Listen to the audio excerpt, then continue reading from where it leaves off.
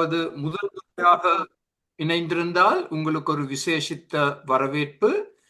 இன்று நாங்கள் சங்கீதம் 119 மூன்றாம் பகுதியை பார்க்க போகிறோம். சங்கீதம் 119 மூன்றாம் பகுதி. சங்கீதம் 119 என்று சொன்னால் இது தேவ வசனத்தை மகிமைப்படுத்தும் ஒரு சங்கீதம். சங்கீதக்காரன் மிகவும் துன்புறுத்தப்பட்ட நிலைமையில் எழுதிய சங்கீதம். அதனால் முதல் 2 பகுதிகளில் அநேக காரியங்களை நாங்கள் கற்றுக்கொண்டோம். இன்று நாங்கள் மூன்றாம் பகுதியில் இந்த தலைப்பின் கீழ் சில காரியங்களை கவனிக்க போகிறோம். தேவ வசனத்தின் மாபெரும் நன்மைகள். இன்னும் ஒரு விதத்துல சொல்ல போனால், நாங்கள் ஏன் தேவ வசனத்தை வாசிக்க வேண்டும்? நாங்கள் ஏன் தேவ வசனத்தை கையாள வேண்டும்? நாங்கள் ஏன் தேவ வசனத்திற்கு எங்கள் வாழ்க்கையில், குடும்ப வாழ்க்கையில், சபை ஜீவியத்தில் முதலிடம் கொடுக்க வேண்டும்? இந்த எல்லா கேள்விகளுக்கும் இதுதான் பதில். தேவ வசனத்தை நாங்கள் அங்கீகரித்து அதற்கு நாங்கள் முதலிடம் கொடுத்து அது கூறுகிறபடி நாங்கள் வாழ்ந்தால் மாபெரும் நன்மைகளை நாங்கள் பெற்றுக்கொள்ள போகிறோம்.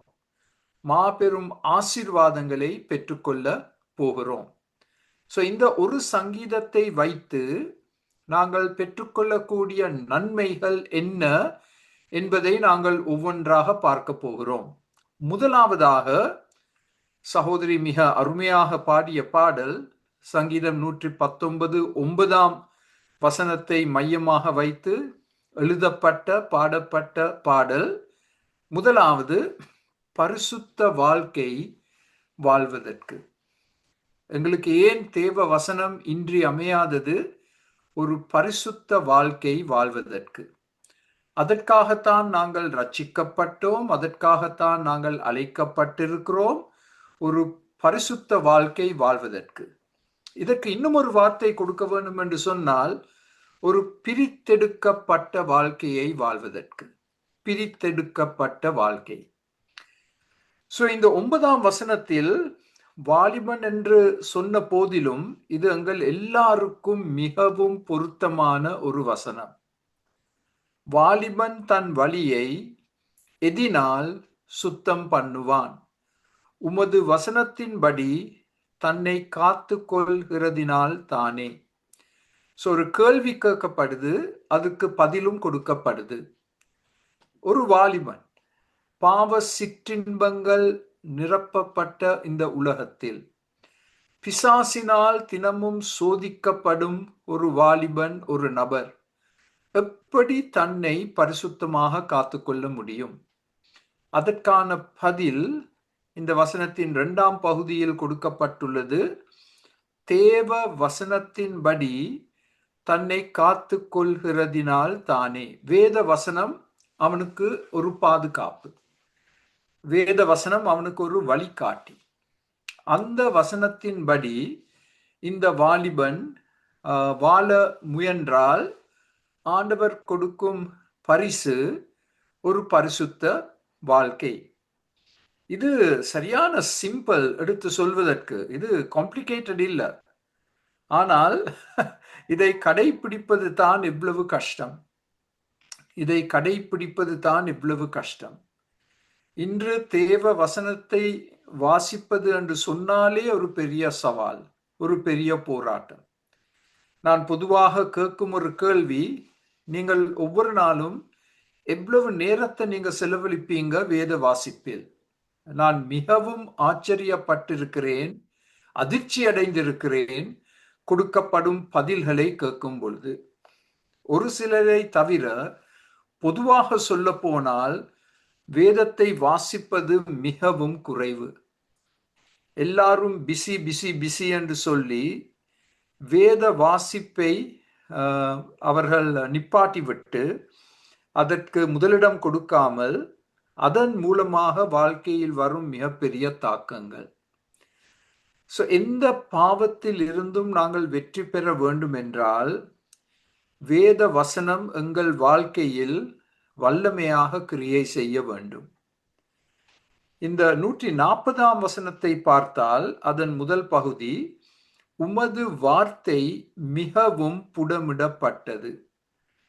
அதன் அர்த்தம் இன்னும் ஒரு விதத்துல சொல்ல போனா, தேவனுடைய வசனம் மிகவும் பரிசுத்தமானது, மிகவும் பரிசுத்தமானது. சோ ஒரு பரிசுத்த வாழ்க்கையை நான் எப்படி வாழ முடியும்? தேவ வசனத்திற்கு நான் என்னை ஆஹ், நான் என்னை தாழ்மையோடு அந்த தேவ வசனத்தை நான் ஏற்றுக்கொண்டு அதற்கு இணங்கி அதற்கு நான் கீழ்ப்படிந்து நடக்கும் பொழுதுதான் என்னுடைய வாழ்க்கையில் பரிசுத்தத்தை நான் காண முடியும். ஆங்கிலத்தில் சொல்ல போனால் there are no shortcuts, no shortcuts. தேவ வசனத்திற்கு இப்படிப்பட்ட ஒரு இடத்தை நாங்கள் கொடுக்காவிட்டால் நாங்கள் தோல்வியில்தான் வாழுவோம், தோல்வியில்தான் வாழுவோம். இப்ப அடுத்த ஸ்லைடில் நாங்கள் இந்த நன்மையின் 2ஆம் நன்மையை பார்க்க போகிறோம். பாவ சோதனைகளை மேற்கொள்வதற்கு தேவ வசனம் அத்தியாவசியமானது. அதே சங்கீதம் 119:11ஆம் வசனம், நான் உமக்கு விரோதமாய் பாவம் செய்யாதபடிக்கு உமது வாக்கை என் இருதயத்தில் வைத்து வைத்தேன். இது இன்னொரு வார்த்தையில சொல்ல போனால், உமது வாக்கை என் இருதயத்தில் வைத்து வைத்தேன் என்று சொன்னால் மனப்பாடம் செய்வது. தேவ வசனத்தை மனப்பாடம் செய்து அதை நான் என் உள்ளத்தில் ஒளித்து வைத்தால் அது எனக்கு வல்லமையை கொடுக்கும் எல்லா பாவ சோதனைகளையும் மேற்கொள்வதற்கு. இங்கிலீஷ்ல டெம்டேஷன், டு ஓவர்கம் டெம்டேஷன். நாங்கள் எல்லாரும் வித்தியாசமான விதத்தில் சோதிக்கப்படுகிறோம். பாவ சோதனைகளினால் சோதிக்கப்படுகிறோம், பாவ சிற்றின்பங்களினால் சோதிக்கப்படுகிறோம். இந்த பாவ சோதனைகளிலிருந்து, சிற்றின்பங்களிலிருந்து நான் எப்படி வெற்றி பெற முடியும்? தேவ வசனத்தை நான் என் உள்ளத்தில் ஒளித்து வைத்தால்தான். நான் பணிபுரியும் ஒரு சபையில் இப்பொழுது ஒவ்வொரு ஞாயிற்றுக்கிழமை காலையிலும் நாங்கள் ஒரு வசனத்தையாவது மனப்பாடம் செய்ய நாங்கள் ஒரு தீர்மானம் எடுத்திருக்கிறோம், ஒரு சபையாக. சோ நாங்கள் ஆராதனை நேரத்தில் அந்த வசனத்தை திரையில் கொண்டு வந்து எல்லாரும் அதை 1-2 முறை வாசித்து சிந்தனை செய்து அதை நாங்கள் மனப்பாடம் செய்ய முயற்சி எடுத்து வருகிறோம். அது ஒரு நல்ல காரியம். அது எங்களுடைய தனிப்பட்ட வாழ்க்கையிலும் அதை நாங்கள் செய்யலாம், குடும்ப வாழ்க்கையிலும் செய்யலாம், சபை வாழ்க்கையிலும் செய்யலாம். அது 2ஆம் மாபெரும் நன்மை. 3ஆம் நன்மை, தேவ வசனம் சந்தோஷத்தின் ரகசியம். இந்த 119ஆம் அதிகாரத்தில் அநேக முறை சங்கீதக்காரன் இதை நமக்கு எடுத்து காண்பிக்கின்றார். உமது வேதம் என் மன மகிழ்ச்சியாய் இராதிருந்தால் என் துக்கத்திலே அழிந்து போயிருப்பேன். இது ஒரு முக்கிய வசனம். யாராவது துக்க கடலில் பிரயாணித்துக் கொண்டிருந்தால் அதற்கு பரிகாரம் என்ன? அவர்கள் தேவ வசனத்தின் மேல் மனமகிழ்ச்சியாய் இருப்பது. அந்த துக்கத்தை ஒழிப்பது எது? தேவ வசனம். தேவ வசனத்திற்கு அப்படிப்பட்ட வல்லமை உண்டு. அதனால் யாராவது துக்கத்துக்கூடாக கடந்து செல்லும் பொழுது அவர்களால் தேவ வசனங்களை வாசிக்க முடியாவிட்டாலும் நாங்கள் அந்த வசனங்களை அவர்களுக்கு வாசித்து அதன் மூலமாக இந்த மன மகிழ்ச்சி அவர்கள் உள்ளத்திற்குள் வரத்தக்கதாக நாங்கள் செயல்பட முடியும். 162ஆம் வசனத்துல சங்கீதக்காரன் கூறுகிறார், மிகுந்த கொள்ளையுடைமையை கண்டுபிடிக்கிறவன் மகிழுகிறது போல நான் உமது வார்த்தையின் பேரில் மகிழுகிறேன். யாராவது ஒருவர் தடுமாறி ஒரு தங்க பெட்டியை கண்டுபிடித்தால், தங்கம் நிறைந்த ஒரு தங்க பெட்டியை கண்டுபிடித்தால் அவர் எப்படி சந்தோஷப்படுவாரோ அதேபோல் சங்கீதக்காரன் கூறுகிறார், தேவ வசனத்தின் பேரில் அவர் அவ்வளவு மனமகிழ்ச்சியாய் இருக்கின்றார். Delight in God's word. இதே சத்தியம் 14ஆம் வசனம், 16ஆம் வசனம், 24ஆம் வசனம், 143ஆம் வசனம், இந்த எல்லா வசனங்களிலும் இதே சத்தியம் நமக்கு திரும்ப திரும்ப திரும்ப எடுத்து சொல்லப்பட்டுள்ளது. சந்தோஷத்தின் ரகசியம் தேவ வசனத்தில் நாங்கள் மனமகிழ்ச்சியாய் இருக்கும் பொழுது. எரேமியா தீர்க்கதரிசி கூறினார், நான் தேவ வசனத்தை கண்டுபிடித்தேன், அதை நான் சாப்பிட ஆரம்பித்தேன், அது எனக்கு மிக பெரிய மனமகிழ்ச்சியை கொண்டு வந்தது என்று சாட்சியாக கூறுகிறார் எரேமியா தீர்க்கதரிசி. எரேமியா 15:16. மிகவும் கஷ்டமான சூழ்நிலையில் எரேமியா தீர்க்கதரிசி தேவ வசனத்தை சிந்தனை செய்து தியானித்து அதை அவர் தன் வாழ்க்கைக்கு உணவாக உட்கொள்ளும் பொழுது அது அவருக்கு மிக பெரிய மனமகிழ்ச்சியை கொடுத்தது என்று நாங்கள் வாசிக்கின்றோம். சந்தோஷத்தின் ரகசியம் தேவ வசனம். 4ஆவதாக அடுத்த ஸ்லைடில் பார்க்க போகிறோம். இதுவும் ஒரு மிக முக்கிய குறிப்பு. இதை உங்களுடைய வேதத்தில் சிவப்பு பேனாவினால் நீங்கள் கோடிட்டு கொண்டால் மிகவும் பிரயோஜனமாக இருக்கும். ஆலோசனை கொடுக்கும். தேவ வசனம் நமக்கு ஆலோசனை கொடுக்கும். கவுன்சிலர்ஸ் என்று ஆங்கிலத்தில் சொல்லப்பட்டுள்ளது. உம்முடைய சாட்சிகள் எனக்கு இன்பமும், பாருங்கள் திரும்பவும் அந்த இன்பம் என்ற வார்த்தை வருது, என் ஆலோசனைக்காரருமாய் இருக்கிறது. எங்கள் எல்லாருடைய ஜீவியத்திலும் ஆலோசனை மிகவும் அவசியம். வெவ்வேறு காரியங்களை குறித்து எங்களுக்கு ஆலோசனை பெற்றுக்கொள்வது அவசியம். அந்த ஆலோசனையை நாங்கள் எங்கே பெற்றுக்கொள்கிறோம்? தேவ வசனத்தில். நான் சமீபத்தில் பணத்தை குறித்து வேதத்திலிருந்து சில வசனங்களை பார்க்க ஆரம்பித்தேன். வேதத்தில் 100கணக்கான வசனங்கள் உண்டு பணத்தை குறித்து. அதுவும் சொலமன் ராஜா மிக பெரிய பணக்காரன், ஞானம் உள்ளவன். அவர் நமக்கு கொடுக்கும் ஆலோசனைகள் அது நீதிமொழிகள் புத்தகத்தில் நாங்கள் கண்டு கொள்ள முடியும். ஸோ நீதிமொழிகள் புத்தகத்தை வாசித்தால் வேத வசனங்கள் எப்படி எங்களுக்கு வெவ்வேறு காரியங்களை குறித்து ஆலோசனை கொடுக்கும் என்பதை நாங்கள் கண்டுபிடிக்க முடியும். ஆனால் துக்கமான காரியம், மக்கள் வேதத்துக்கு செல்ல மாட்டாங்க. வேதத்தில் கொடுக்கப்படும் ஆலோசனைகளை பெற்றுக்கொள்ள மாட்டார்கள். அதனால் அவர்களுடைய வாழ்க்கை தொடர்ந்து ஒரு கஷ்டமான சூழ்நிலையில் இருக்கும். விசேஷமாக இந்த பண விஷயத்தில். நான் உங்களுக்கு ஆரம்பத்திலேயே சொன்னேன், என்னுடைய இலங்கை அனுபவம். முதல் 2 காரியங்கள் வறுமை, கடன். 3வது குடும்ப பிரச்சனைகள். இவைகள் எல்லாவற்றிற்கும் பரிகாரி வேத வசனம், நீதிமொழிகள் புத்தகம். ஸோ நாங்கள் மிக ஜாக்கிரதையாக கவனமாக வேத வசனங்களை படிக்கும் பொழுது அது எங்களுக்கு ஆலோசனை கொடுக்கும், கவுன்சிலிங். 5வது, இந்த வேத வசனம் நமக்கு கொடுக்கும் நன்மை என்ன?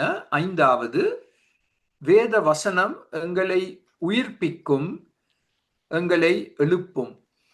The word of God revives us and the word of God gives us new life.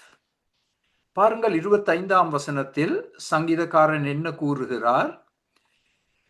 என் ஆத்துமா மண்ணோடே ஒட்டிக்கொண்டிருக்கிறது, உமது வசனத்தின்படி என்னை உயிர்ப்பியும்.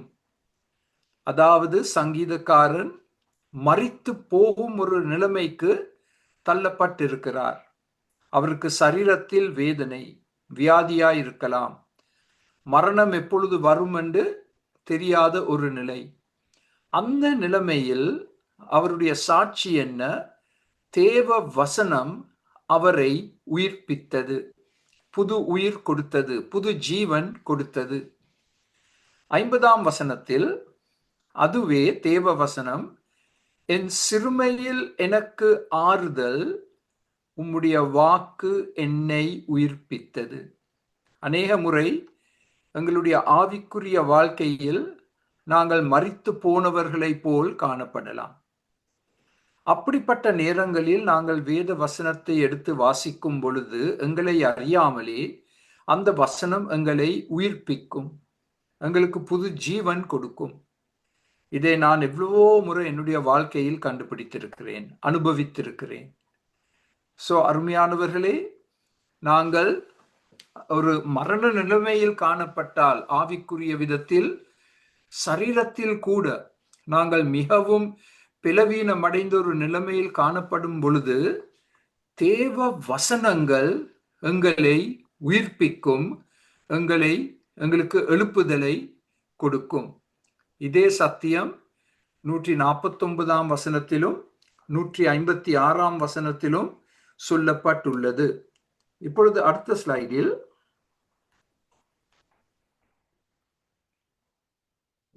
ஆறாவதாக தேவ வசனம் என்ன செய்யும்? ஆறாவதாக அது எங்களை நிலை நிறுத்தும், திடன்படுத்தும், எங்களை உற்சாகப்படுத்தும். இந்த 3 வார்த்தைகளையும் பாவிக்கலாம். 28ஆம் வசனத்துக்கு, சஞ்சலத்தால் என் ஆத்துமா கரைந்து போகிறது, தண்ணியை போல் அது மாறிவிடுகிறது. சஞ்சலத்தால் உமது வசனத்தின்படி என்னை எடுத்து நிறுத்தும். ஆத்துமா கரைந்து போகிறது என்று சொன்னால் ஒரு நிலையற்ற நிலைமை, அன்ஸ்டேபிள், நிலையற்ற நிலைமை, எழுந்து நிற்க முடியாது, என் வாழ்க்கையை முன்னோக்கி எடுத்து செல்ல முடியாது. அப்படிப்பட்ட சூழ்நிலைகளில் தேவ வசனம் என்ன செய்யும்? எங்களை நிலைநிறுத்தும், எழும்பி நிற்க வைக்கும், முன்னோக்கி பிரயாணிக்க பலனை கொடுக்கும், எங்களை திடன்படுத்தும், எங்களை உற்சாகப்படுத்தும்.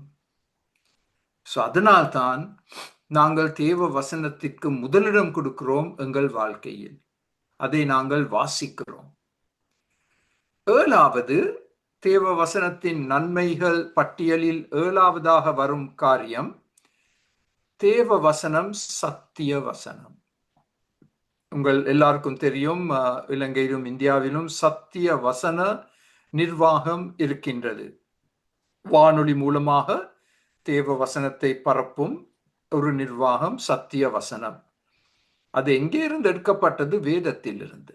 43ஆம் வசனத்தில், சத்திய வசனம் முற்றிலும் என் வாயினின்று நீங்க விடாதேயும், உம்முடைய நியாய தீர்ப்புகளுக்கு காத்திருக்கிறேன். 160ஆம் வசனத்தில், உம்முடைய வசனம் சமூலமும் சத்தியம், முற்றிலும் முழுமையாக சத்தியம், உம்முடைய நீதி நியாயம் எல்லாம் நித்தியம். சங்கீதக்காரன் ஒரு மிக முக்கிய சத்தியத்தை நமக்கு எடுத்து காண்பிக்கின்றார். சத்தியத்தை நாங்கள் எங்கே காணப்போகிறோம்? வேத வசனத்தில். கர்த்தராகிய இயேசு கிறிஸ்து நானே சத்தியம் என்று எடுத்து சொன்னார். நாங்கள் சத்திய பாதையில் நடக்க வேண்டும் என்று சொன்னால், கர்த்தராகிய இயேசு கிறிஸ்துவை நாங்கள் விசுவாசித்து அவரை ஏற்றுக்கொள்ள வேண்டும். சத்திய வசனத்தில் நாங்கள் நிலைநிறுத்தப்பட வேண்டும். இது ஏன் முக்கியம்? பிசாசு எல்லா பொய்க்கும் தந்தை. 4 திசைகளில் இருந்தும் ஒவ்வொரு நாளும் பிசாசு நமக்கு பொய் சொல்லிக் கொண்டு வருகிறான். இந்த பொய்களை அடையாளம் கண்டு கொள்வதற்கு நாங்கள் சத்திய வசனத்தில் நிலை நிற்க வேண்டும். சத்திய வசனம் நமக்கு காண்பிக்கும் எது சரி, எது பிழை, எது சத்தியம், எது பொய் என்பதை தேவ வசனம் நமக்கு காண்பிக்கும். சத்திய வசனம். 8வதாக வரும் நன்மை என்ன? சுதந்திரம் ஆங்கிலத்தில் freedom or liberty. Freedom or liberty ஆங்கிலத்தில். 45ஆம் வசனத்தில், நான் உம்முடைய கட்டளைகளை ஆராய்கிறபடியால் விசாலத்திலே நடப்பேன். அந்த விசாலத்திலே நடப்பேன் என்ற வார்த்தையின் அர்த்தம் சுதந்திரத்தில் நான் நடப்பேன். அடிமைத்தனத்தில் நான் வாழ அவசியமில்லை. கட்டுண்ட ஒரு நிலைமையில் நான் காணப்பட அவசியமில்லை. தேவ வசனத்திற்கு இணங்கி அதை நான் ஆழமாக கற்றுக்கொண்டு அதன்படி நான் செயல்பட ஆரம்பித்தால் ஆண்டவர் எனக்கு சுதந்திரத்தை கொடுப்பார். God will give me the gift of freedom. சுதந்திரம் ஒரு மிக பெரிய வார்த்தை. எல்லாரும் சுதந்திரத்தை அலைந்து தேடி திரிகிறார்கள். ஆனால் இந்த சுதந்திரத்தை நாங்கள் எங்கே பெற்றுக்கொள்ள முடியும்? தேவ வசனத்தில் நாங்கள் பெற்றுக்கொள்ள முடியும். தேவ கட்டளைகளை ஆராய்ந்து அதன்படி நாங்கள் நடக்கும் பொழுது ஆண்டவர் எங்களுக்கு ஒரு பெரிய விசாலத்தை கொடுப்பார், அதாவது சுதந்திரத்தை கொடுப்பார். அது 8ஆம் நன்மை. இப்பொழுது அடுத்த ஸ்லைடில் 9ஆம் நன்மை. இது எவ்வளவு ஒரு பொருத்தமான நன்மை! தேவ வசனம் நம்மை ஆறுதல் படுத்தும். நீர் உமது அடியேனுக்கு கொடுத்த உமது வாக்கின்படி உமது கிருபை என்னை தேற்றுவதாக. நீங்கள் இந்த 3 வசனங்களையும் வாசித்தால் 50, 52, 82 இவை எல்லாம் அதே சத்தியத்தை நமக்கு திரும்ப உச்சரித்து கூறுகிறது. நாங்கள் தேவ வசனத்தில் நிலைத்திருந்தால் அந்த வசனம் எங்களை ஆறுதல் படுத்தும். அந்த வசனத்தின் மூலமாக தேவ கிருபை நமக்கு கொடுக்கப்பட்டு நாங்கள் தேற்றப்படுவோம். நாங்கள் வாழும் உலகம் ஒரு துக்கமான உலகம். எல்லா பக்கங்களிலும் கண்ணீர், அழுகை, கவலை, துக்கம்.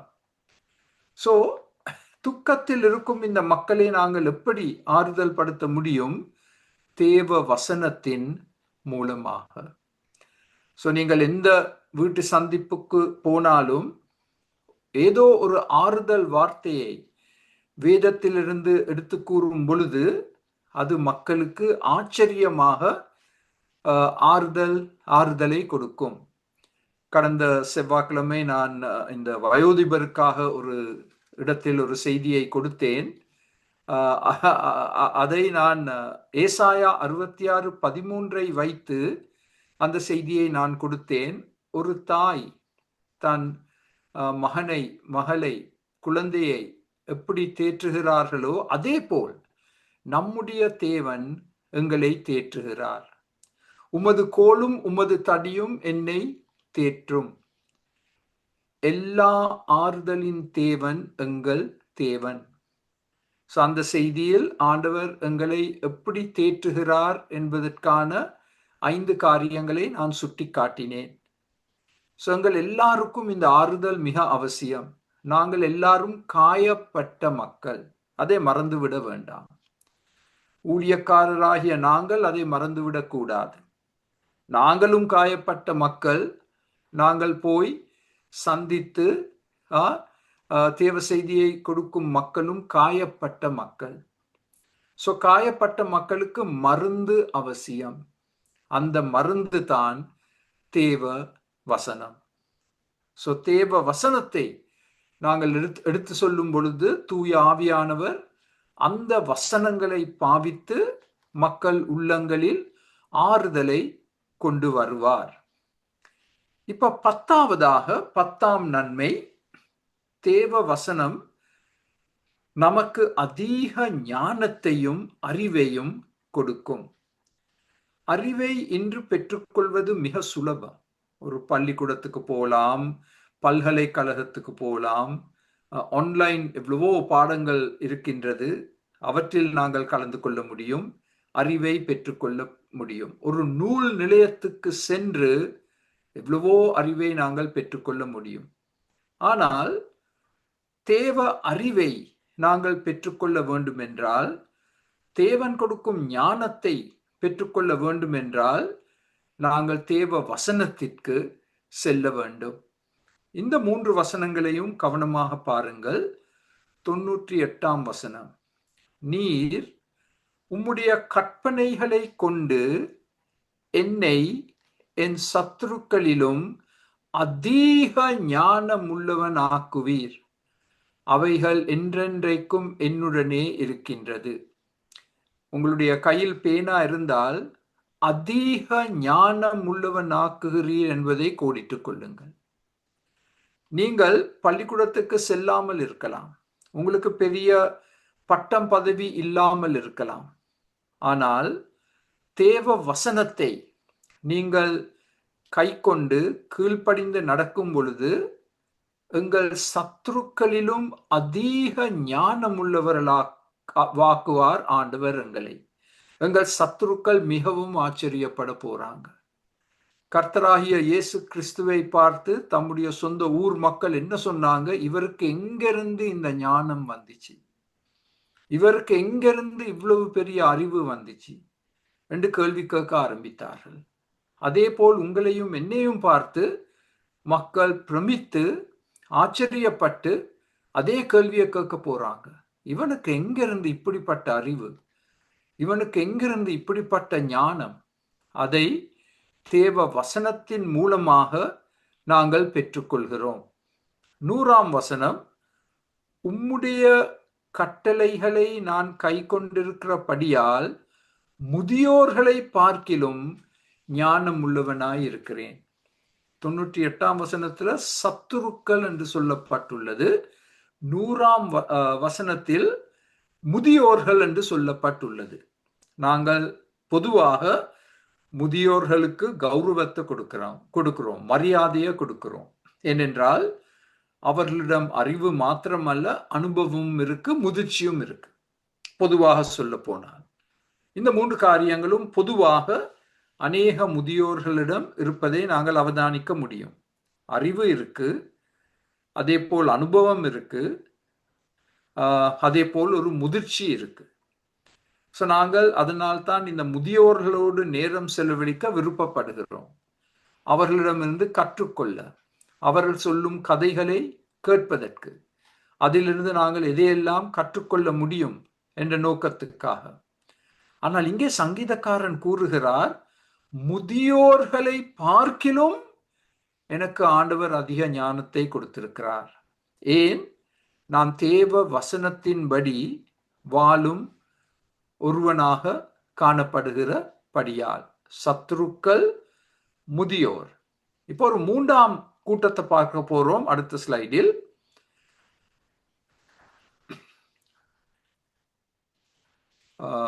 No, got to go back to 10, earlier slide. 101ஆம் வசனத்தில் அதையும் நான் வாசிக்கின்றேன். அது ஏதோ ஒரு காரணத்துக்காக வரவில்லை. 101ஆம் வசனம், சங்கீதம் 119, 101, அதில் சொல்லப்பட்டுள்ளது, உம்முடைய வசனத்தை காத்து நடக்கும்படி சகல பொல்லாத வழிகளுக்கும் என் கால்களை விளக்குகிறேன். 98ஆம் வசனத்தில் சத்துருக்கள், 99ஆம் வசனத்தில் வயோதிபர் என்று சொல்லப்பட்டுள்ளது. இன்னும் ஒரு வசனம், என்னுடைய குருமார், டீச்சர்ஸ் என்று வர வேண்டும். அது நான் நினைக்கிறேன் 99ஆம் வசனத்துல வர வேணும். அதாவது எனக்கு போதித்தவர் எல்லாரிலும் அறிவுள்ளவனாய் இருக்கிறேன். 99. அப்ப 3 குழுக்கள். திரும்ப சொல்ல போகிறேன். 98ஆம் வசனத்தில் சத்துருக்கள், 99ஆம் வசனம் அது திரையில் இல்லை, அது என்னுடைய குருமார், ஆசிரியர்கள், டீச்சர்ஸ். 100ஆம் வசனம் முதியோர்கள். ஸோ பொதுவாக நாங்கள் சத்துருக்களிடம் பெருசா போறதில்லை அறிவை பெற்றுக்கொள்ள. ஆனால் நிச்சயமாக ஆசிரியர்களிடம் போவோம் அறிவை பெற்றுக்கொள்ள. நிச்சயமாக வயோதிபரிடம் செல்வோம் அறிவு ஞானத்தை பெற்றுக்கொள்ள. ஆனா சங்கீதக்காரன் என்ன சொல்றார்?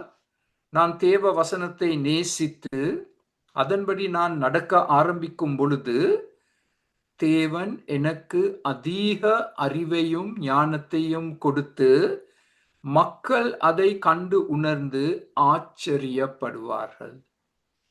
அருமையானவர்களே, வேதாகம கல்லூரிக்கு செல்வோம். அதனால்தான் இந்த பாடங்களுக்கு நாங்கள் கொடுத்திருக்கும் பெயர் தலைப்பு வேதாகம கல்லூரி. இந்த கல்லூரியில் நாங்கள் வேதத்தை ஒன்றாக படிக்கிறோம்.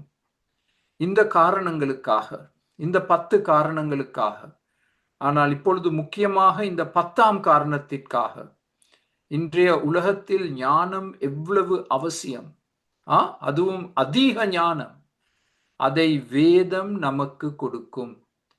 அந்த ஞானத்தை நாங்கள் எங்கள் தனிப்பட்ட வாழ்க்கைக்கு பாவிப்போம் மாத்திரமல்ல, மற்றவர்களுக்கும் அந்த ஞானத்தின் மூலமாக தீர்மானங்களை எடுக்க நாங்கள் அவர்களுக்கு உபதேசம், ஆலோசனை கூற முடியும்.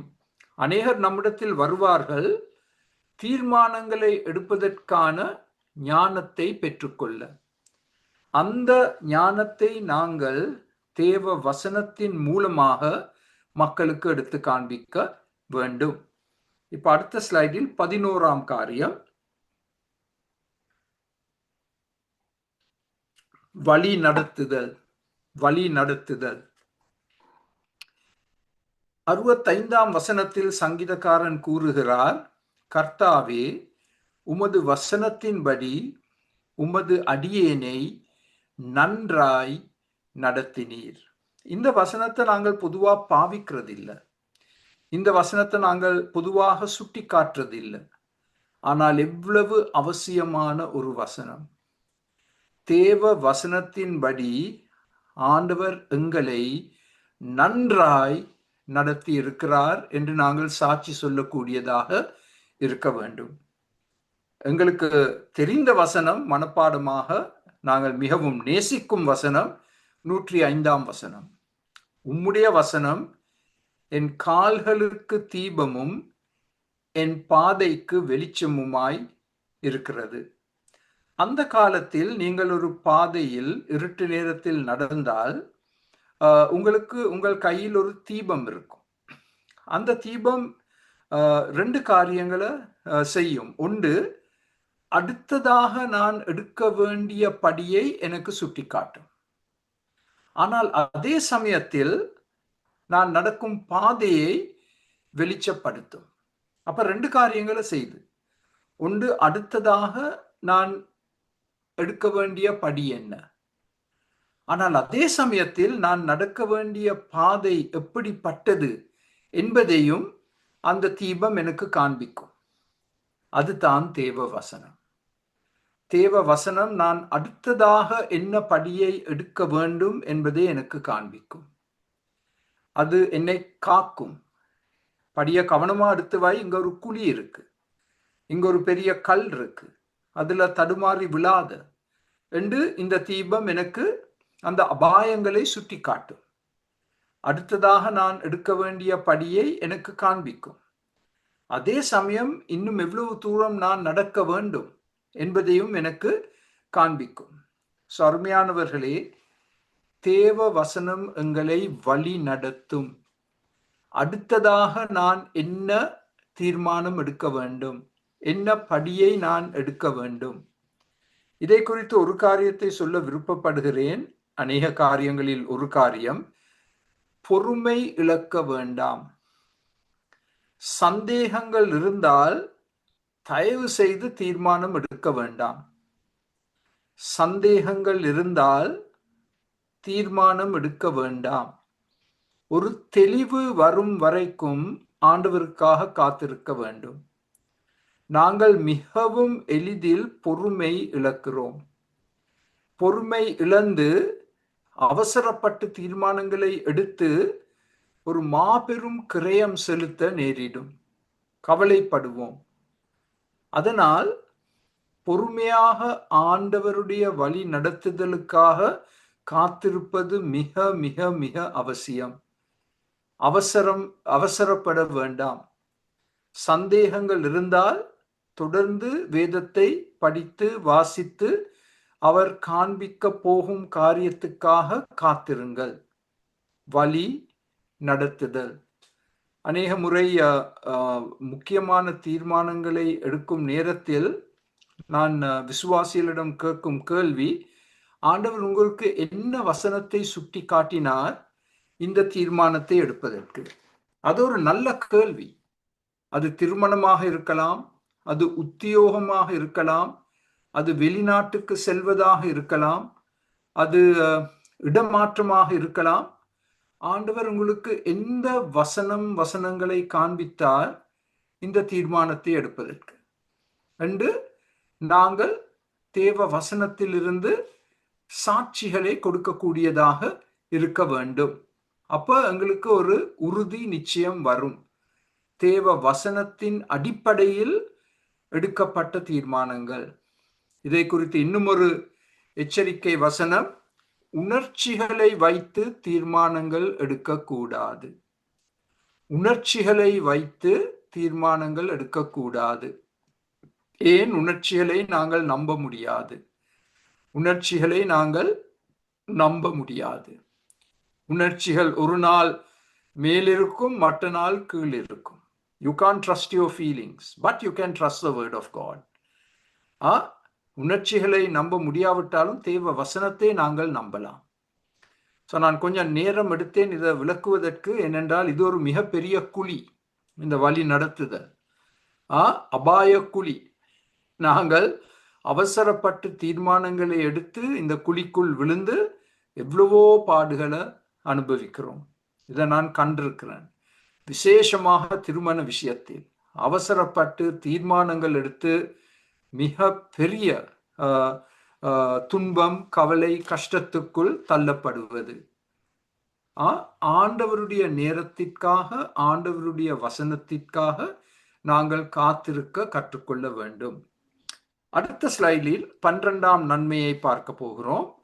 அதற்கு முன் 130ஆம் வசனம், உம்முடைய வசனத்தின் பிரசித்தம் வெளிச்சம் தந்து பேதைகளை உணர்வுள்ளவர்களாக்கும். தேவ வசனம் 2 காரியங்களை செய்யும். வெளிச்சத்தை கொடுக்கும், உணர்வை கொடுக்கும். அதுதான் வழி நடத்துதல். எங்களுக்கு வெளிச்சம் அவசியம், இல்யூமினேஷன். நாங்கள் உணர்வுள்ளவர்களாக்கப்பட வேண்டும்.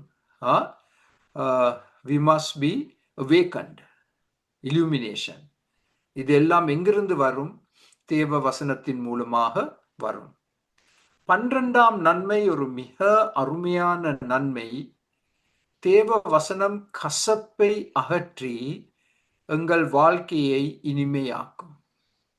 103ஆம் வசனம், உம்முடைய வார்த்தைகள் என் நாவுக்கு எவ்வளவு இனிமையானவைகள், என் வாய்க்கு அவைகள் தேனிலும் மதுரமாயிருக்கும்.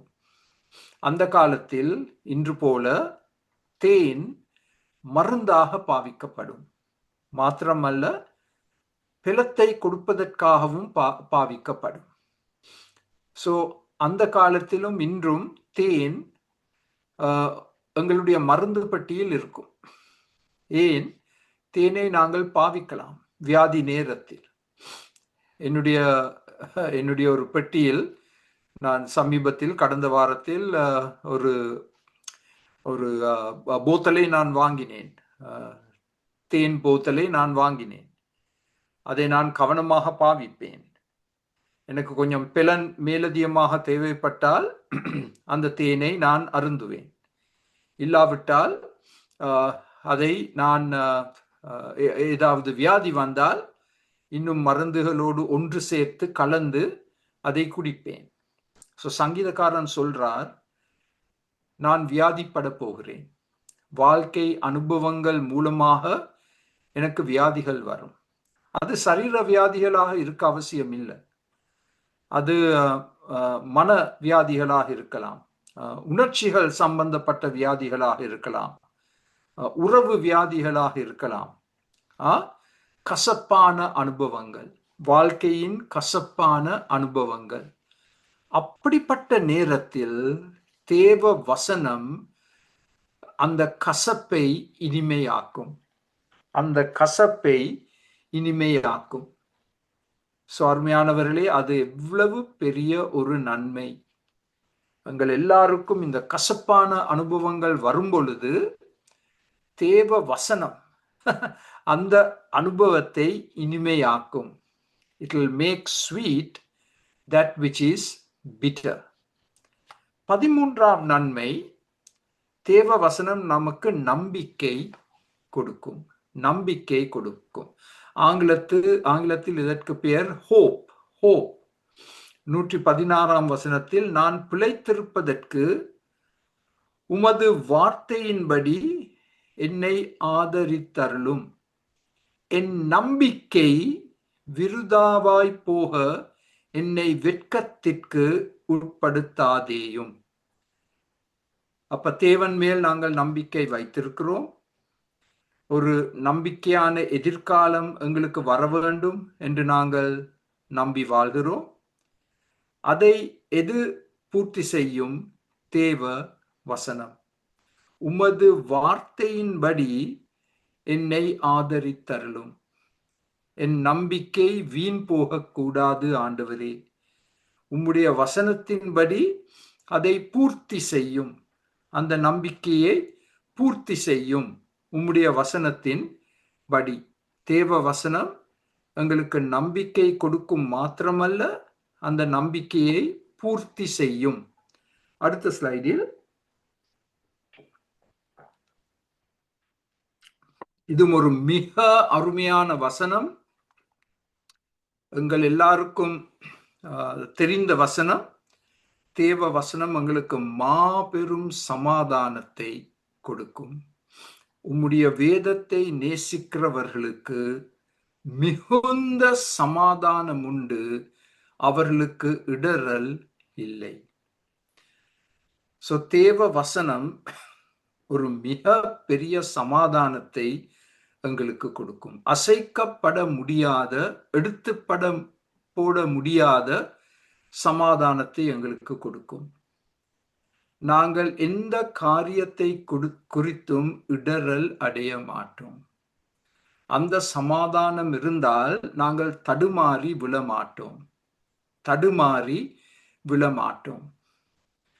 நாங்கள் ஒரு சங்கீதத்திலிருந்து, நாங்கள் முழு வேதத்தையும் பார்க்க இல்லை, ஒரே ஒரு சங்கீதத்தை பார்த்து 119, அதிலிருந்து நாங்கள் வேதத்தின் மூலமாக பெற்றுக்கொள்ளக்கூடிய 14 நன்மைகளை, ஆசீர்வாதங்களை பார்த்தோம். What an incentive to read the Bible and to be a student of the word. இது எங்களை நாங்கள் வேதத்தின் மாணவர்களாக நாங்கள் மாறும்படியாக எங்களை உற்சாகப்படுத்த வேண்டிய 14 நன்மைகள். நீங்கள் ஒரு வாலிபனுக்கு அவர்கள் வேதத்தை வாசிக்க வேண்டும் என்று அறிவுரை கூறும் பொழுது இந்த 14 காரியங்களையும் எழுதி அவர்களுக்கு கொடுத்து அவர்களுக்கு சொல்லுங்கள், தம்பி தங்கச்சி, இதனால் தான் நீ வேதத்தை வாசிக்க வேண்டும், தியானிக்க வேண்டும், மனப்பாடம் செய்ய வேண்டும். இந்த 14 நன்மைகளும் உன்னை காத்திருக்கு. நீ இந்த வேதத்தின்படி செயல்பட ஆரம்பித்தால் அந்த விதத்தில் நாங்கள் செயல்பட வேண்டும். சரி, 14 நன்மைகளை பார்த்தோம். இப்பொழுது இன்னும் ஒரு முக்கிய அம்சம், சங்கீதம் 119, வேதத்துடன் உரையாடுதல், இடைப்படுதல். ஆங்கிலத்தில் how do I interact with God's word? So big word, interact. வேதத்துடன் உரையாடுதல், இடைப்படுதல். என்னுடைய பிரசங்கங்களில் நான் இந்த வார்த்தைகளை எப்பொழுதும் பாவிப்பது உண்டு. தொடர்ந்து நான் சொல்லுவேன், interact with the word.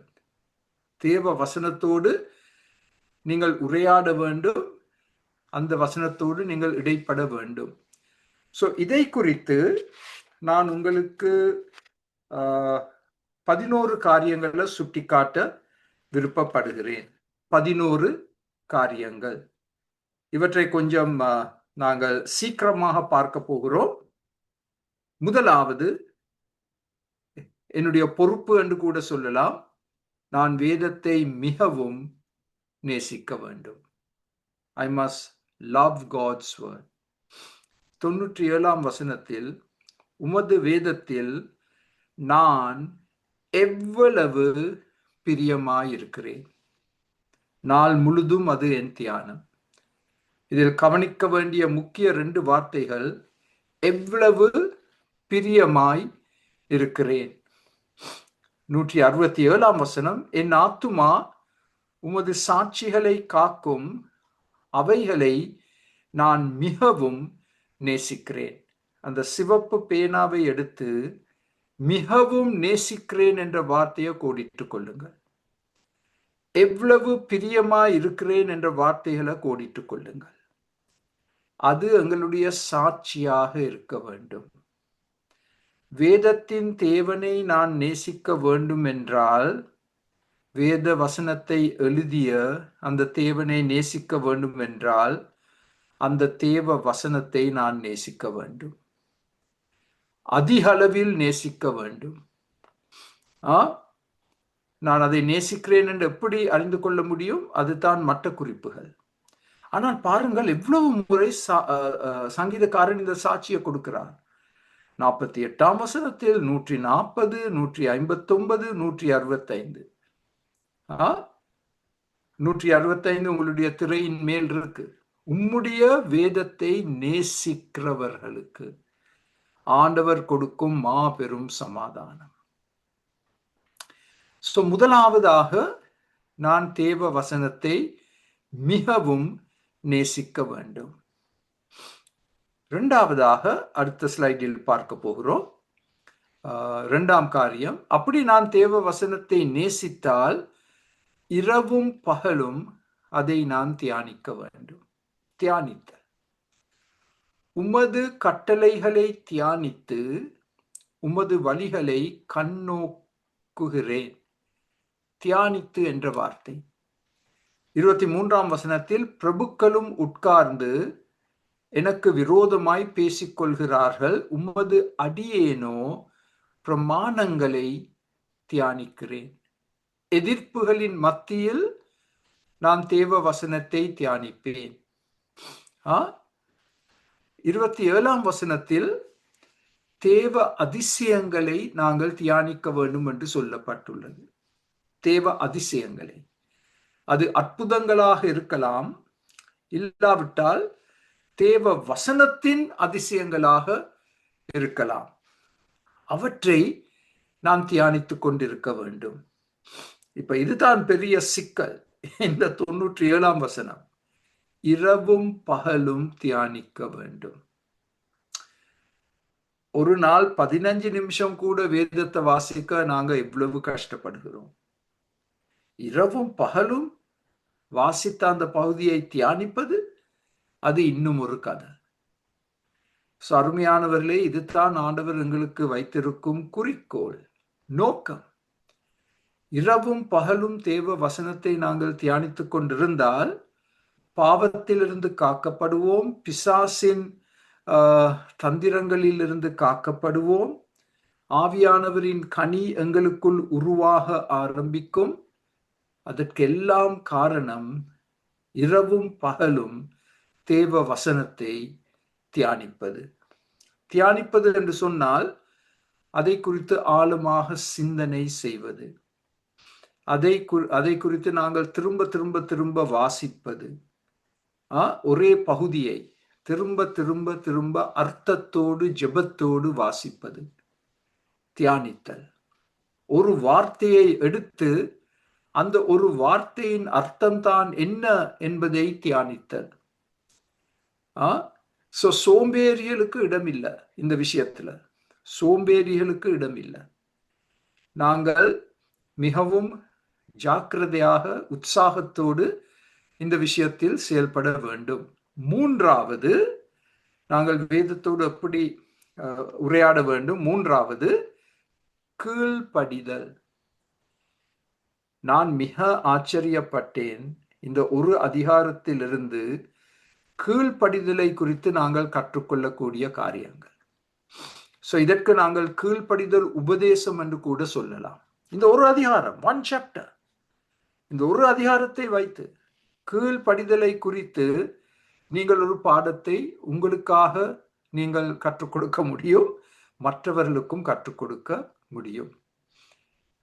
முதல் 2 வசனங்களில் கீழ்ப்படியும் பொழுது ஆசீர்வதிக்கப்படுவோம். கீழ்ப்படியும் பொழுதுதான் ஆசீர்வாதம், மேலதிக ஆசீர்வாதம் என்று சொல்லலாம்.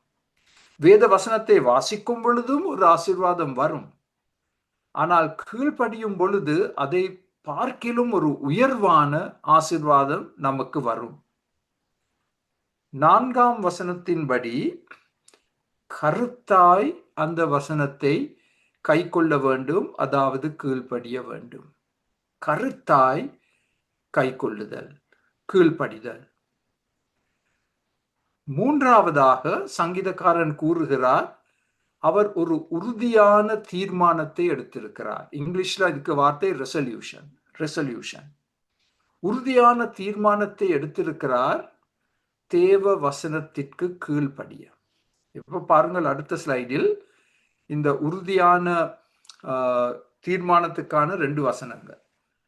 8ஆம் வசனம், உமது பிரமாணங்களை கை கொள்ளுவேன். அது ஒரு உறுதியான தீர்மானம். உமது பிரமாணங்களை கை கொள்ளுவேன். 57ஆம் வசனத்தில், கர்த்தாவே நீரே என் பங்கு, நான் உமது வசனங்களை கை கொள்ளுவேன். கை கொள்ளுவேன் என்ற வார்த்தையை கோடிட்டுக் கொள்ளுங்கள். அதுதான் இந்த உறுதியான தீர்மானம். வசனத்தை வாசிப்பது ஒன்று, வசனத்தின்படி நடப்பது இன்னொரு காரியம். 17ஆம் வசனத்தில் இந்த கீழ்ப்படியல் விஷயத்தில் தேவன் எனக்கு உதவி செய்வார், தேவன் என்னை வல்லமைப்படுத்துவார் கீழ்ப்படிவதற்கு. இப்ப உதாரணமாக புதிய ஏற்பாட்டில் நாங்கள் எங்கள் சத்துருக்களை நேசிக்க வேண்டும் என்று கட்டளை கொடுக்கப்பட்டுள்ளது. சத்துருக்களுக்கு நாங்கள் நன்மை செய்ய வேண்டும், அவர்களை ஆசீர்வதிக்க வேண்டும், அவர்களுக்காக ஜெபிக்க வேண்டும் என்றெல்லாம் ஆண்டவர் எங்களுக்கு கற்றுக் கொடுத்தார். அதை எப்படி கை கொள்வது? அதுக்கு இந்த 17ஆம் வசனம் பதில் கொடுக்குது. தேவன் என்னை வல்லமைப்படுத்துவார், எனக்கு உதவி செய்வார் அந்த விதத்தில் என் சத்துருக்களை நேசிப்பதற்கு. 34ஆம் வசனத்தின்படி முழு இருதயத்தோடு நான் கீழ்ப்படிய வேண்டும், அரைக்குறையாக அல்ல, முழு இருதயத்தோடு, வித் மை ஹோல் ஹார்ட், நாங்கள் தேவ வசனத்திற்கு கீழ்ப்படிய வேண்டும். 44ஆம் வசனத்தில் 2 பெரிய வார்த்தைகள். நான் எப்பொழுதும் என்றென்றைக்கும் உமது வேதத்தை காத்துக்கொள்வேன் என்று சொன்னால் கீழ்ப்படிவேன். எப்பொழுதும் என்றென்றைக்கும் கீழ்ப்படிதல் எவ்வளவு பெரிய சவால். So we can't pick and choose. எந்தெந்த நாட்கள் நான் கீழ்ப்படிய போறேன், எந்தெந்த நாட்கள் நான் விடுமுறைத்தனமாக நான் கீழ்ப்படியாமல் போக போறேன் என்று நாங்கள் சொல்ல முடியாது. ஒவ்வொரு நாளும் எப்பொழுதும் என்றென்றைக்கும் தேவ வசனத்திற்கு கீழ்ப்படிய வேண்டும். இன்னும் ஒரு ஆச்சரிய வார்த்தை, உடனடியாக கீழ்ப்படிய வேண்டும், காலதாமதம் ஏற்படக்கூடாது. 160ஆம் வசனத்தில், உமது கற்பனைகளை கை கொள்ளும் என்று சொன்னால் கீழ்ப்படிதல், நான் தீவிரித்தேன், நான் தாமதியாமல் தீவிரித்தேன். இது எங்களுடைய சாட்சியா. தேவ வசனத்திற்கு கீழ்ப்படிய நான் தாமதியாமல் தீவிரித்தேன் என்று சொல்ல முடியுமா? உடனடியாக கீழ்ப்படிதல் உபதேசம். இது தேவ வசனத்தோடு உரையாடுவது. கீழ்ப்படிதல் இஸ் த அசிட் டெஸ்ட் என்று ஆங்கிலத்தில் சொல்வோம். இந்த முறைகளில் நாங்கள் தேவ வசனத்திற்கு கீழ்ப்படிந்தால்தான் முழுமையான தேவ ஆசீர்வாதம், வரும். நாங்கள் ஒருவரை ஒருவர் பார்த்து தேவன் உங்களை ஆசீர்வதிப்பார் என்று சொல்வது நல்லது. ஆனால் அந்த ஆசீர்வாதம் எப்பொழுது வரும்? தேவ வசனத்திற்கு கீழ்ப்படியும் பொழுது. அடுத்த ஸ்லைடில் நான்காவதாக தேவ வசனத்தோடு உரையாடுவது, தேவ வசனத்தை நான் நம்புவேன், அதை நான் பற்றி கொள்வேன். 42ஆம் வசனம், 34ஆம் வசனம். I will cling to God's word, I will trust God's word. சந்தேகத்திற்கு நான் இடம் கொடுக்க மாட்டேன். பிசாசு சந்தேகங்களை கொண்டு வருவான், அதற்கு நான் இடம் கொடுக்க மாட்டேன். நான் தேவ வசனத்தை நம்புவேன், நான் தேவ வசனத்தை பற்றி கொள்வேன். ஐந்தாவது, இதுவும் ஒரு மிக பெரிய சவால் எங்கள் எல்லோருக்கும், தேவ வசனத்தை பகிர்ந்து கொள்ளுதல். 172ஆம் வசனம். உமது கற்பனைகள் எல்லாம் நீதியுள்ளவைகள், ஆதலால் என் நாவு உம்முடைய வசனத்தை விபரித்து சொல்லும். பகிர்ந்து கொள்ளுதல், பிரசங்கம் கொடுப்பது, கற்றுக் கொடுப்பது, இதெல்லாம் எங்களுக்கு கொடுக்கப்பட்டிருக்கும் ஒரு மிக பெரிய பொறுப்பு. தேவ வசனத்தை பகிர்ந்து கொள்ளுதல். அது ஒரு வசனமாக இருக்கலாம், அது ஒரு முழு பகுதியாக இருக்க அவசியம் இல்லை. ஒருவருக்கு ஒரு வசனத்தை நாங்கள் சுட்டி காட்டும் பொழுது அது தேவ வசனத்தை பகிர்ந்து கொள்வதற்கு ஒரு நல்ல உதாரணம். மனிதன் அப்பத்தினால் மாத்திரம் ஜீவிக்க மாட்டான், உயிர் பிழைக்க மாட்டான். தேவனுடைய வாயிலிருந்து புறப்பட்டு வரும் ஒவ்வொரு வார்த்தையினாலும் உயிர் பிழைப்பான். அது உண்மை என்று சொன்னால் நாங்கள் தேவ வசனத்தை உணவாக மக்களுக்கு போஷிக்க வேண்டும். அந்த ஊழியத்தில் தான் நான் பெரிய விதத்தில் ஈடுபட்டிருக்கிறேன். தேவ வசனத்தை பகிர்ந்து கொடுப்பது. இப்படிப்பட்ட பாடங்கள் மூலமாக ஒரு பெருக்கல் ஏற்பட வேண்டும். நீங்கள் இந்த பாடங்களை எடுத்து மற்றவர்களுக்கு கற்பித்துக் கொடுக்கும் பொழுது அது பெருக்கல், அது பெருக்கல், கூட்டல் அல்ல, பெருக்கல். அந்த விதத்தில் நாங்கள் செயல்பட வேண்டும். ஆறாவது, தேவ வசனத்தோடு உரையாடுவது, நான் தேவ வசனத்தில் களி கூற வேண்டும். மிகுந்த கொள்ளையுடைமையை கண்டுபிடிக்கிறவன் மகிழ்கிறது போல நான் உமது வார்த்தையின் பேரில் மகிழுகிறேன். இன்னொரு விதத்துல சொல்ல போனால் தேவ வசனம் ஒரு பொக்கிஷம். It's a treasure. தேவ வசனம் ஒரு பொக்கிஷம். என்னுடைய மிக பெரிய கவலை, தேவ வசனத்தில் இருக்கும் 66 புத்தகங்களையும் நான் இன்னும் ஆழமாக படிக்கவில்லை. வாசித்திருக்கிறேன், ஆனால் ஆழமாக படிக்கவில்லை. நான் இப்பொழுது என்னுடைய தனிப்பட்ட தியான நேரத்தில் ஒசியா புத்தகத்தை வாசித்து வருகிறேன். அதிலிருந்து ஆண்டவர் காண்பிக்கும் புது புது காரியங்கள், வெளிப்பாடுகள். எனக்கு ஒரு கவலை, இந்த பொக்கிஷத்தை நான் பெரிய விதத்தில் மதிக்காமல் ஏனோ தானோ என்ற முறையில் இந்த பொக்கிஷத்தை நான் இதுவரைக்கும் பாவனை செய்து எவ்வளவோ காரியங்களை நான் இழந்திருக்கிறேன். தேவ வசனம் என்னும் பொக்கிஷத்தின் மேல் நாங்கள் மனமகிழ்ச்சியாய் இருந்து அதை நாங்கள் ஆழமாக கற்றுக்கொள்ளாவிட்டால் அது ஒரு மிக பெரிய இழப்பு. ஆறாவது, களி கூறுதல்.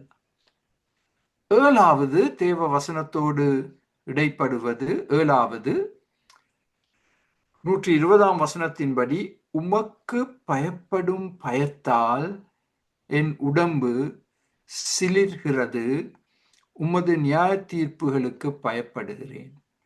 இந்த வசனம் உண்மையாக எங்கள் எல்லாரையும் நடுங்க வைக்க வேண்டும். நாங்கள் தேவ வசனத்திற்கு நடுங்குகிறோமா? கேட்கப்பட வேண்டிய ஒரு கேள்வி. இதை நாங்க சொல்ல முடியுமா? என் உடம்பு சிலிர்கிறது என்று சொன்னால் என் உடம்பு நடுங்கிக் கொண்டிருக்கு. தேவ நியாய தீர்ப்புகளுக்கு பயப்படுகிறேன். ஏன் இன்று மக்கள் தேவ வசனத்திற்கு அவமரியாதை காண்பிக்கின்றார்கள்? தேவ பயம் இல்லை. தேவ வசனத்தின் மேல் பயம் இல்லை. ஸோ அந்த பயம் இல்லாதபடியால் தேவ வசனத்தை ஏனோ தானோ என்ற முறையில் பார்க்கிறார்கள். Oh God, give me this kind of a fear and trembling for your word. இப்படிப்பட்ட ஒரு நடுக்கத்தை எனக்கு தாரும் ஆண்டவரே. அடுத்த ஸ்லைடில் அதே சங்கீதம் 119 161 பிரபுக்கள் காரணம் இல்லாமல் என்னை துன்படுத்தினார்கள், ஆனாலும் என் இருதயம் உமது வசனத்திற்கே பயப்படுகிறது. 3 முறை ஒரு சங்கீதத்தில் சங்கீதக்காரனுடைய சாட்சி, நான் தேவ வசனத்திற்கு பயப்படும் தேவ அடியான். அது எங்களுடைய சாட்சியாக அமைய வேண்டும். ஒரு நடுக்கம் காணப்பட வேண்டும். 8வது, இதுவும் ஒரு மிக ஆச்சரியமான காரியம். தேவ வசனத்தோடு நாங்கள் இடைப்படுகிறோம். 136ஆம் வசனத்தில், உம்முடைய வேதத்தை மனுஷன் காத்து நடவாதபடியால் என் கண்களிலிருந்து நீர் தாரைகள் ஓடுகிறது. உண்மையாக சொல்ல போனால் இது என்னுடைய சாட்சி இல்லை. மக்கள் தேவ வசனத்தை அவமரியாதை செய்யறாங்க, வாசிக்காம இருக்கிறாங்க. கிறிஸ்தவ வீடுகள்ல பைபிள் இருக்கு, அதன் மேல தூசி படிந்து இருக்கு. தூசி படிந்து இருக்கு. அதை எடுத்து வாசிக்கிற மாதிரி தெரிய இல்லை.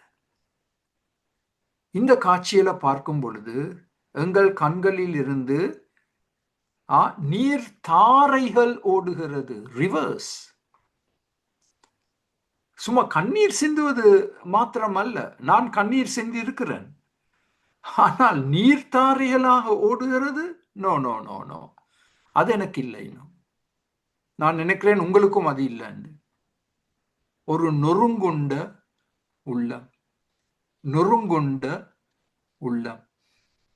பைபிளை பிள்ளைகளுக்கு நாங்க வாங்கி கொடுக்கிறோம், அந்த பைபிள் எங்கேயோ ஒரு மூலையில கிடக்கு, எங்கேயோ ஒரு மூலையில கிடக்கு. அதெல்லாம் எங்கள் உள்ளத்தை உடைக்க வேண்டும். நொறுங்குண்ட உள்ளம். 9வது 81ஆம் வசனத்தின்படி, உம்முடைய ரட்சிப்புக்கு என் ஆத்துமா தவிக்கிறது, உம்முடைய வசனத்துக்கு காத்திருக்கிறேன். காத்திருத்தல், இது இன்னும் ஒரு தேவ வசனத்தோடு நாங்கள் இன்டராக்ட் பண்றது. காத்திருத்தல். காத்திருத்தல் என்று சொன்னால், தேவன் நம்மோடு பேசும் வரைக்கும் அவருடைய வசனத்தின் மூலமாக பொறுமையாக அவருக்காக காத்திருப்பது. தேவன் அவசரப்பட மாட்டார், நாங்க தான் அவசரப்படுகிறோம். எங்கட கையில தான் கை கடிகாரம் இருக்கு, டிஜிட்டல் கை கடிகாரம் இருக்கு அநேகருடைய கைகள்ல. நாங்கள் மிகவும் அவசரப்படும் மக்கள். தேவன் அவசரப்பட மாட்டார். அவருடைய குரலை கேட்பதற்கு நாங்கள் பொறுமையோடு ஆவலோடு காத்திருக்கிறோமா? திரும்ப சொல்ல போகிறேன், அவருடைய குரலை தினமும் கேட்பதற்கு நான் பொறுமையாக ஆவலோடு காத்திருக்கிறேனா? காத்திருத்தல். 10வதாக 102ஆம் வசனத்தில், நீர் எனக்கு போதித்திருக்கிறபடியால் நான் உம்முடைய நியாயங்களை விட்டு விலக மாட்டேன். பாருங்கள், முதல் வார்த்தைகள், நீர் எனக்கு போதித்திருக்கிறபடியால். தேவன் நமக்கு தம்முடைய வசனத்தை போதிக்க வேண்டும் மாத்திரமல்ல, அதனால் நாங்கள் போஷிக்கப்பட வேண்டும். இந்த 2 வார்த்தைகளும் எப்பொழுதும் ஒன்றாக செயல்பட வேண்டும். சில சமயங்களில் ஒரு ஆராதனை முடிவடைந்த பிறகு ஒரு விசுவாசி என்னிடம் வந்து சொல்வாங்க, நன்றி ஐயா, இன்று நான் போஷிக்கப்பட்டேன். இன்று எனக்கு நீங்க மாம்சத்தை கொடுத்தீங்க சாப்பிட. பாலை கொடுக்க இல்லை, எனக்கு மாம்சத்தை கொடுத்தீங்க, அதுக்காக நன்றி. அது ஒரு சாட்சியாக அமைய வேண்டும். நாங்கள் மக்களுக்கு வெறும் பாலை மாத்திரமல்ல, மாம்சத்தை சாப்பிட கொடுக்க வேண்டும். அதன் மூலமாகத்தான் அவர்கள் பிளப்படுவார்கள். போதிக்கப்படுதல் தேவனால், போஷிக்கப்படுதல். இதுதான் என்னுடைய ஊழியத்தின் 2 முக்கிய வார்த்தைகள். போதித்தல், போஷிக்கப்படுதல். போதித்தல், போஷிக்கப்படுதல். ஒரு வேத பாடம் முடிவடைந்ததும் கேட்க வேண்டிய கேள்வி, உங்களுக்கு திருப்தி உண்டா?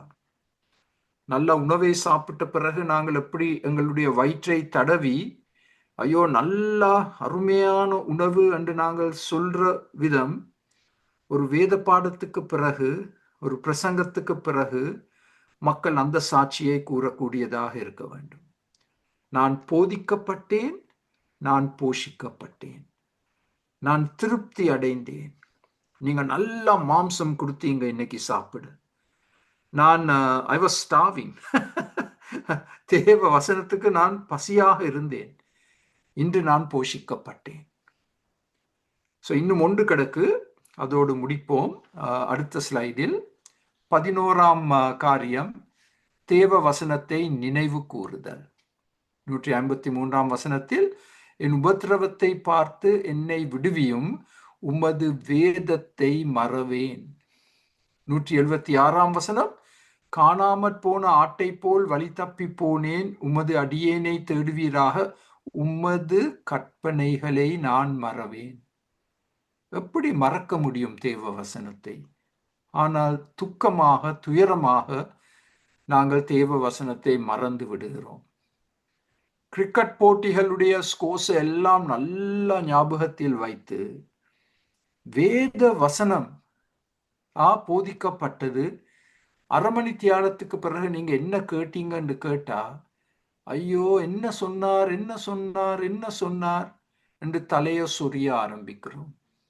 அவ்வளவு சீக்கிரத்தில் தேவ வசனத்தை மறந்து விட்டோம். இன்னும் ஒரு விதத்துல சொல்ல போனால், பிசாசு அதை களவு செய்ய நாங்கள் அவனுக்கு இடம் கொடுத்தோம். பிசாசு ஒரு பெரிய கள்ளன். தேவ வசனம் என்னும் பொக்கிஷத்தை திருட காத்திருக்கிறான், அதை மறக்க வேணாம். ஸோ நாங்கள் எப்பொழுதும் தேவ வசனத்தை எங்கள் உள்ளத்தில் காத்து கொள்ள வேண்டும். அதனால் தான் குறிப்புகள் எழுதுவது மிக மிக முக்கியம், அவசியம். நாங்கள் கற்றுக்கொள்ளும் பாடங்களை மற்றவர்களோடு பகிர்ந்து கொள்வது மிக முக்கியம், மிக அவசியம். அதன் மூலமாக நாங்கள் தேவ வசனத்தை மறக்க மாட்டோம். அது எப்பொழுதும் எங்கள் உள்ளத்திலும் மனதிலும் அது எழுதப்பட்டிருக்கும். Indelibly written in the tablets of our heart and mind, the word of God. நினைவு கூறுதல். இந்த 11 காரியங்களையும் நாங்கள் செய்ய வேண்டும் தேவ வசனத்தோடு உரையாடுவதற்காக. அடுத்த வாரத்தில் தொடர்ந்து எங்களுடைய கடைசி பாடம் சங்கீதம் 119 பகுதி 4.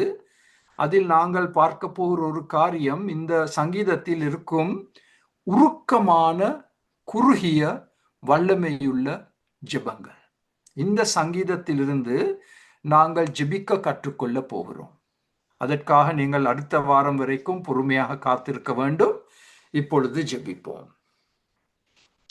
இந்த மகிமையான, அருமையான சங்கீதத்துக்காக நன்றி செலுத்துகிறோம். 3 வாரங்களாக நாங்கள் இதை படித்தும் எங்கள் தாகம் தீரவில்லை. எங்கள் பசி அதிகரித்து கொண்டே செல்கிறது. இந்த ஒரு அதிகாரத்தை வைத்து நாங்கள் கற்றுக்கொண்ட காரியங்கள் அநேகம். இன்று நாங்கள் கற்றுக்கொண்ட இந்த 25 குறிப்புகளை எங்கள் மனதின் உள்ளத்தின் ஆழத்தில் நீர் எழுதிய ஆண்டவரே, பிசாசு இந்த பொக்கிஷத்தை திருடாதபடிக்கு நாங்கள் அதை காவல் செய்து, அதை எப்பொழுதும் சிந்தனை செய்து, அதை நாங்கள் மற்றவர்களோடு பகிர்ந்து கொண்டு, ஆண்டவரே அதன்படி நாங்கள் நடக்க, அந்த கீழ்ப்படிதல் உபதேசம், ஆண்டவரே அதன்படி நாங்கள் நடக்க எங்கள் எல்லாருக்கும் உம்முடைய கிருபையை தாரும். இன்று எங்களோடு கலந்து கொண்டு ஒவ்வொரு குடும்பத்தையும் கண்ணோக்கி பாரும், ஆசீர்வதியும் பலப்படுத்தும். இயேசுவின் நாமத்தில் ஜெபம் கேளும் பிதாவே, ஆமேன். இன்னும்